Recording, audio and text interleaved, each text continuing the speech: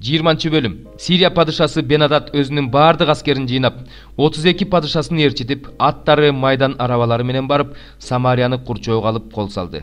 Анан ал шаарга Исраил падышасы Ахапка элчилерин жөнөтүп, ага Бенадат мындай дейт: "Сенин күмүшүң менен алтының меники, сенин аялдарың менен мыкты уулдарың меники" деп айттырды. Исраил падышасы: "Сенин айтканыңдай болсун, мырзам падыша. Мен жана менде эмне болсо, ошонун баардыгы сеники" деп жооп берди. Элчилер кайра келип айтышты. Бенадат мындай дейт: "Мен сага мындай деп айттырып жибердим. Күмүшүңдү да, алтыныңды да, аялдарыңды да, уулдарыңды да мага бер. Ошондуктан мен эртең ушул убакта сага өзүмдүн кулдарымды жиберем. Алар сенин үйүңдү жана сенин алдыңдагы кызматчыларыңдын үйлөрүн карап чыгып, көзүңө кымбат болуп көрүнгөн нерселериңдин баардыгын өз колдору менен алып көтөрүп кетишет." Исраил падышасы өлкөнүн аксакалдарынын баарын чакыртып мындай деди: "Байкадыңарбы? Ал бизге жамандык кылган жатат. Ал менин аялдарымды, уулдарымды, күмүштөрүмдү, алтындарымды алганы киши жибергенде, мен ага каршы болгон жокмун. Ошондо баардык аксакалдар менен бүт эл ага укпагын да, макул болбогун" дешти. Ал Бенадаттын элчилерине: "Мырзам падышага айткыла, кулуңа биринчи жолу эмне деп жиберсең, ошонун баардыгын кылууга даярмын. Бирок мунуңду аткара албайм" деди. Элчилер өздөрүнүн падышасына анын жообун айтып барышты. Бенадат ага артымда келе жаткан адамдардын баарына: "Самариянын топурагы бир ууштан жетсе, анда мени кудайлар жазаласын, катуу жазаласын" деп айттырганы киши жиберди. Исраил падышасы: "Айткыла, кур курчанып жаткан киши кур чечип жаткан кишидей мактанбасын" деп жооп берди. Падышалар менен чатырларда ичип отурган Бенадат бул сөздү угуп, кулдарына: "Шаарды курчоого алгыла" деди. Алар шаарды курчоого алышты. Ошондо бир пайгамбар Исраил падышасы Ахаптын жанына келип, "Теңир мындай дейт: Бул сансыз көп аскерди көрүп жатасыңбы? Сен менин теңир экенимди билишиң үчүн булардын баарын мен бүгүн сенин колуңа салып берем" деди.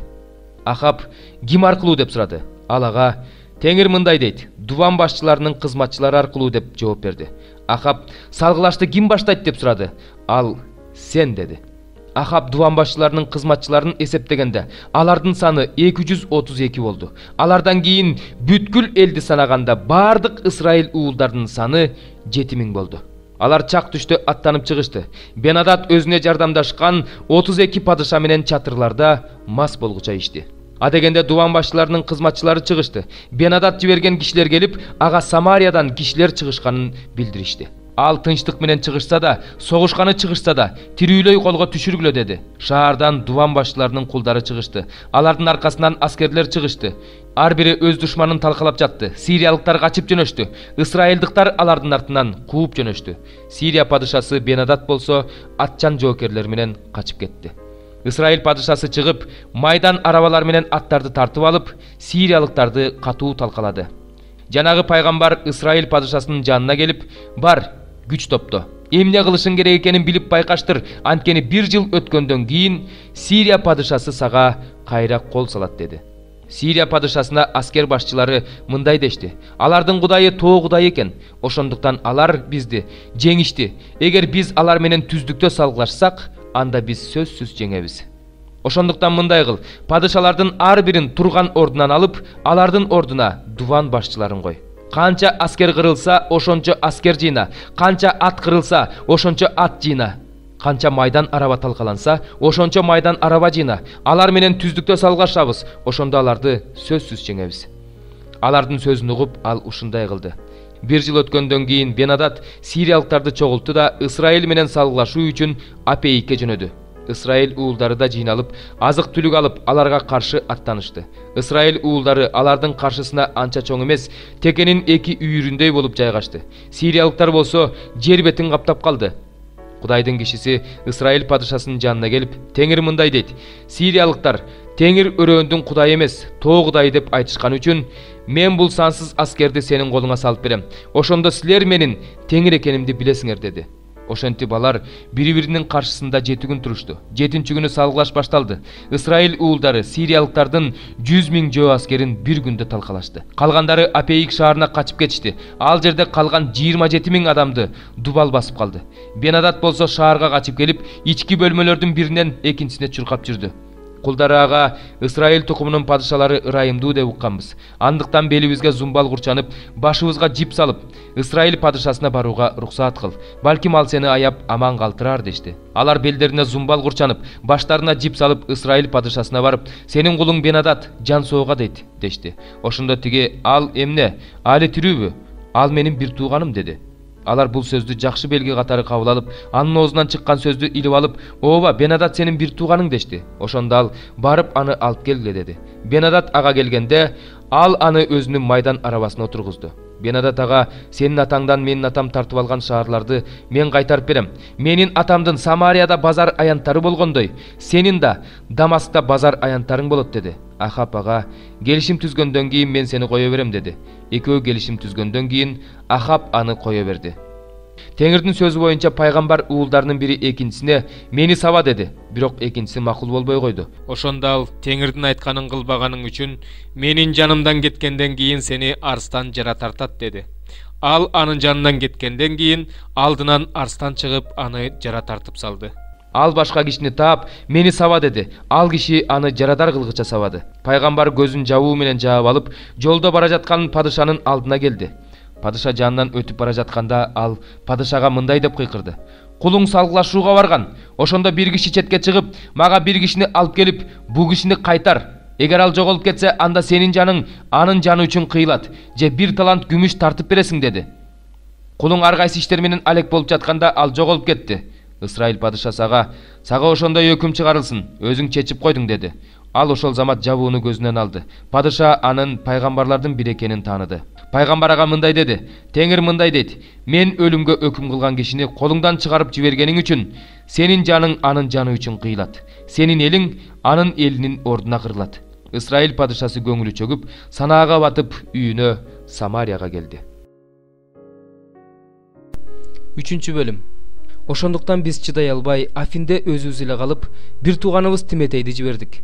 Ал Кудайдын кызматчысы, Машаяктын жакшы кабарын таратуу ишинде биздин кызматташыбыз. Аны силерге ишенимиңерди бекемдеш үчүн, силерди сооротушуу үчүн, ушул кыйынчылыктардан улам эч кимге олку-солку болбошуңар үчүн жибердик.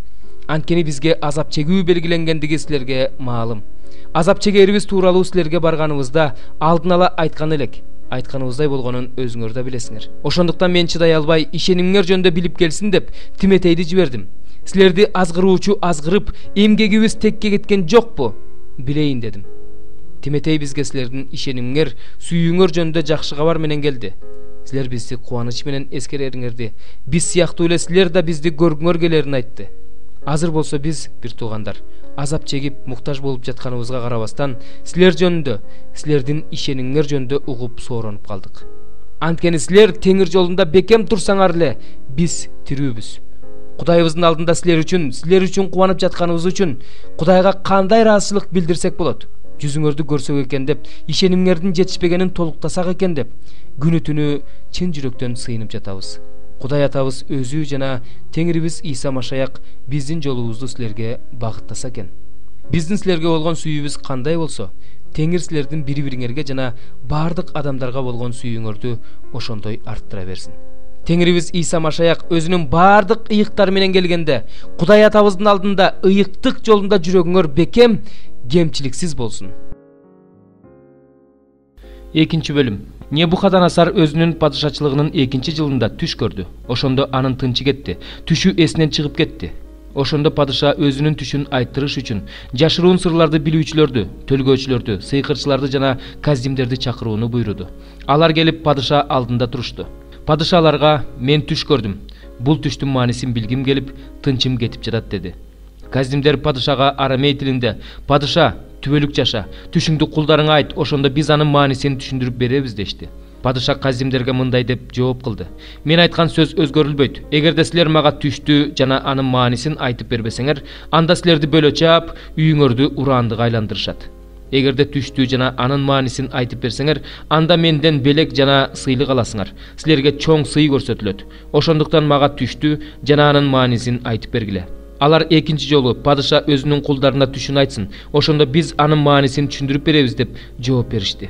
Ошондо падыша аларга: "Менин сөзүмдүн өзгөрүлбөстүгүн билгендиктен убакытты уткуңар келип жатканын билип эле турам. Мага түштү айтпай жатканыңардын себеби бир жаман оюңар бар. Убакытты өткөрүп мага жалганды, калпты айткан жатасыңар. Түшүмдү айтып бергиле. Ошондо мен силерден анын маанисин да айтып бере аларыңарды билем, деди. Каздимдер падышага мындай деп жооп беришти: бул ишти падышага ачып бере ала турган адам жер жүзүндө жок. Ошондуктан улуу жана кудуреттүү болгон бир да падыша буга окшогон ишти бир да жашыруун сырларды билүүчүдөн, бир да сыйкырчыдан, бир да төлгөөчүдөн жана бир да каздимден талап кылган эмес. Падыша талап кылып жаткан бул иш ушунчалык кыйын болгондуктан аны падышага адамдар менен жашабаган кудайлардан башка эч ким ачып бере албайт. Буга падыша аябай каарданып, аябай ачууланып, Бабылдын бардык акылмандарын кырып салууну буйрук кылды. Акылмандарды өлтүрүү жөнүндөгү бул буйрук чыкканда Даниэлди жана анын жолдошторун да өлтүрүү үчүн издешти. Ошондо Даниэль Бабыл акылмандарын өлтүргөнү чыккан падыша сакчыларынын башчысы Ариохко акылмандык жана билгичтик менен кайрылды. Ал падышанын башкы кызматчысы Ариохтон эмне үчүн падыша ушундай катуу буйрук чыгарды деп сурады. Ариох Даниэлге бардык ишти айтып берди. Даниэль падышага кирип, түштүн маанисин билүүгө убакыт сурады. Анан Даниэль үйүнө келип, өзүнүн жолдоштору Хананияга, Мишаэлге жана Азарияга болгон ишти айтып берди. Бабылдын башка акылмандары менен кошо өлүп калбаш үчүн асмандагы Кудай ырайым кылып, бул сырды ачып берүүсүн өтүнгүлө деп Даниэль жолдошторуна кайрылды. Ошондо бул жашыруун сыр Даниэлге түнкү көрүнүштө ачылды. Даниэль асмандагы Кудайды даңктады. Даниэль мындай деди: Теңирдин ысымы кылымдан кылымга даңкталсын, анткени акылмандык менен күч ага таандык. Ал мезгилдер менен жылдарды өзгөртөт, падышаларды кулатат, падышаларды коет, акылдууларга акылмандык, түшүнө ала тургандарга билим берет. Ал терең жана жашыруун сырларды ачат, караңгылыкта эмне бар экенин билет, жарык аны менен жашайт. Ата бабаларымдын Кудайы, сен мага акылмандык жана күч бергениң үчүн, биз сенден эмне жөнүндө сурасак, ошону мага ачып бергениң үчүн сени даңктайм жана даңазалайм, анткени сен бизге падышанын ишин ачып бердиң. Ошондон кийин Даниэль падышадан Бабылдын акылмандарын өлтүрүү жөнүндө буйрук алган Ариохко келип: Бабылдын акылмандарын өлтүрбө, мени падышага алып бар, мен ага түштүн маанисин ачып берем, деди. Ошондо Ариох Даниэлди падышага дароо алып келип, ага: мен жүйүттүн туткунда жүргөн уулдарынын ичинен падышага түштүн маанисин ачып бере ала турган бир адамды таптым, деди. Падыша Белтешатсар деген да ысымы бар Даниэлден: сен мага мен көргөн түштү жана анын маанисин айтып бере аласыңбы деп сурады. Даниэль падышага мындай деп жооп берди: падыша сурап жаткан сырды падышага акылмандар да, көз боёочулар да, жашыруун сырларды билүүчүлөр да, төлгөөчүлөр да ачып бере алышпайт. Бирок асманда жашыруун сырларды ача турган Кудай бар. Ал акыркы күндөрдө эмне болоорун Небухаднецар падышага ачып берди. Сен көргөн түш, төшөгүңдө жатып көргөн көрүнүш мындай. Сен падыша, төшөгүңдө жатып мындан ары эмне болот деп ойлодуң. Ошондо сырларды ачуучу эмне боло тургандыгын сага көрсөттү. Бирок бул сыр мага жер жүзүндө жашаган бардык адамдардан акылдуу болгондугум үчүн ачылган жок. Бул сыр мага падышага түшүнүк бериш үчүн, сен өзүңдүн жүрөгүңдөгү ойлоруңду билишиң үчүн ачылды. Сен падышам, мындай көрүнүш көрдүң. Алдыңда бир чоң буркан турганын көрдүң. Ал буркан эбегейсиз чоң эле. Ал аябай жаркырап сенин алдыңда турду. Анын көрүнүшү коркунучтуу эле. Ал буркандын башы таза алтындан, көкүрөгү менен колдору күмүштөн, курсагы менен сандары жезден эле. Анын шыйдактары темирден, тамандарынын бир бөлүгү темирден, бир бөлүгү чоподон эле. Сен карап турганда колдун жардамысыз эле тоодон бир чоң таш учуп келип бурканга, анын темир жана чопо буттарына бир тийип, аларды талкалап салды. Ошондо темир, чопо, жез, күмүш жана алтындын баары талкаланып, жайкы кырмандагы топондой болуп калды. Аларды шамал учуруп кетти. Алардын изи да калган жок. Бурканды талкалаган таш болсо чоң тоого айланып, бүт жерди ээледи. Сен ушундай түш көрдүң. Падыша алдында анын маанисин да айтып беребиз. Сен падыша, падышалардын падышасысың. Асмандагы Кудай сага падышачылык, бийлик, күч кубат жана атак даңк берген. Кайсы жерде гана жашабасын, бардык адамдарды, жердеги жаныбарлар менен асмандагы канаттууларды ал сенин колуңа берип, сени алардын баарынын үстүнөн падыша койгон.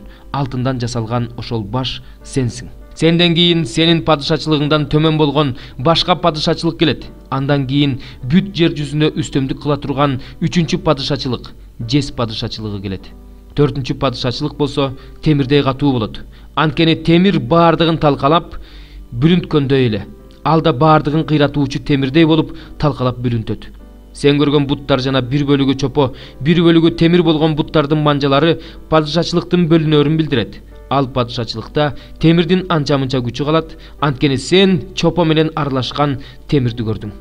Буттардын манжаларынын бир бөлүгү чоподон, бир бөлүгү темирден тургандыгы падышачылыктын жарымы бекем, жарымы борпоң болорун билдирет. Ал эми чопо менен аралашкан темирди көргөнүң алардын адам тукуму аркылуу аралашаарын билдирет. Бирок темир чопо менен аралашпаганда эле алар бири-бири менен бирикпейт. Ошол падышачылыктардын убагында асмандагы Кудай түбөлүк кыйрабай турган бир падышачылыкты орнотот. Ал падышачылык башка элге берилбейт. Ал бүт падышачылыктарды кыйратат, талкалайт, өзү болсо түбөлүк турат. Тоодон таш колдун жардамы эле учуп келип темирди, жезди, чопону, күмүштү жана алтынды талкалаганын көрдүң.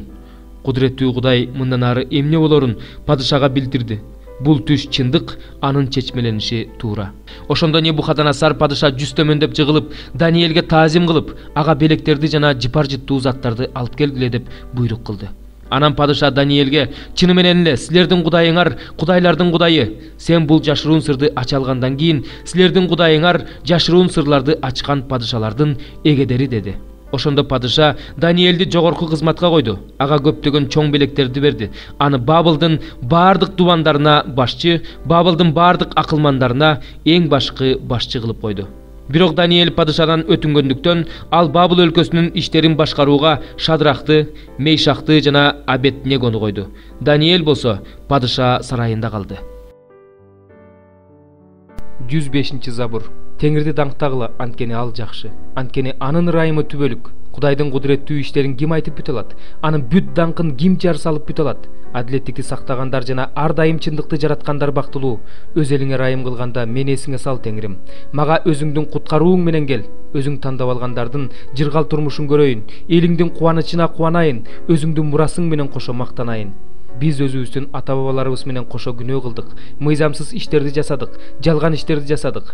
Биздин ата-бабаларыбыз Мисирде сенин кереметтериңди түшүнүшкөн жок. Сенин көп жолу көрсөткөн ырайымыңды эстешкен жок. Деңиздин жанында, Кызыл деңиздин жанында нааразы болушту.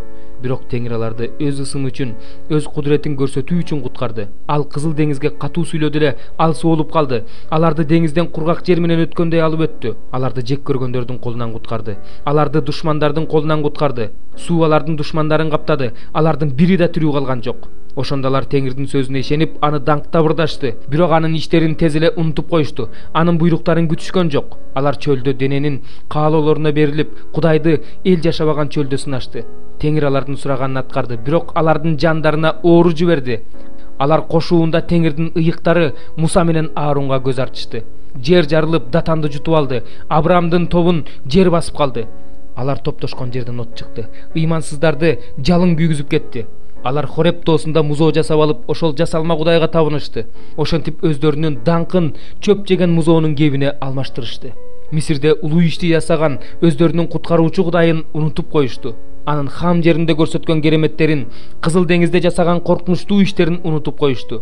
Ошондо Кудай аларды кырып салгысы келди. Бирок Кудайдын тандап алган адамы Муса анын каарын токтотуу үчүн асканын жаракасына тура калды. Болбосо Кудай алардын баарын кырып салмак. Алар өздөрү эңсеген жерди жек көрүштү. Анын сөзүнө ишенишкен жок. Өз чатырларында наалышты. Теңирдин үнүнө кулак салышкан жок. Ошондо Кудай өзүнүн колун көтөрүп, аларды чөлдө жок кылам деп, алардын тукумун башка элдердин арасында кыйратам деп, аларды жер жүзүнө таратып жиберем деп ант берди. Алар Баал Пейор деген жасалма Кудайга жабышып, ошол жансыз кудайларга чалынган курмандыктарды жешти. Алар Кудайды өздөрүнүн иштери менен каардантышты. Ошондо аларды жугуштуу оору каптады. Ошондо Пинахас чыгып сот жүргүздү. Ошондо жугуштуу оору токтоду. Бул ага кылымдар бою укумдан тукумга адилеттик катары эсептелинди. Алар Мериба суусунун боюнда Кудайды каардантышты. Алар үчүн Муса жабыр тартты. Анткени алар анын рухун капалантышты. Ошондо Муса тили менен күнөө кетирди. Алар Теңир айткан элдерди жок кылышкан жок. Тескерисинче алар бутпарас элдер менен аралашып, алардын иштерин үйрөнүп алышты. Алардын жасалма кудайларына кызмат кылышты. Ошолор алар үчүн тор болду. Өздөрүнүн уулдары менен кыздарын жиндерге курмандыкка чалышты. Айыпсыз кан төгүштү. Канаандыктардын жасалма кудайларына арнап курмандыкка өздөрүнүн уулдары менен кыздарынын канын төгүштү. Ошентип жер кан менен булганды. өз иштери менен өздөрүн булгашты, ыпылас иштери менен бузукулук кылышты. Ошондо Кудай өз элине каарданды. Ошентип ал өз мурасынан жийиркенди. Ошон үчүн аларды бутпарастардын колуна салып берди. Аларды жек көргөндөр аларды башкарып калышты. Аларды өз душмандары кысым калышты. Алар душмандарынын кол астында моюн сунушту. Теңир аларды көп жолу куткарган эле. Бирок алар Теңирди өздөрүнүн өжөрлүгү менен каарданчышты. Ошентип алар өздөрүнүн мыйзамсыз иштери үчүн кордолушту. Бирок Кудай алардын ыйын укканда, алардын кайгысына назар салды. Өзүнүн алар менен түзгөн келишимин эстеди. Өтө ырайымдуу болгондуктан аларга ырайым кылды.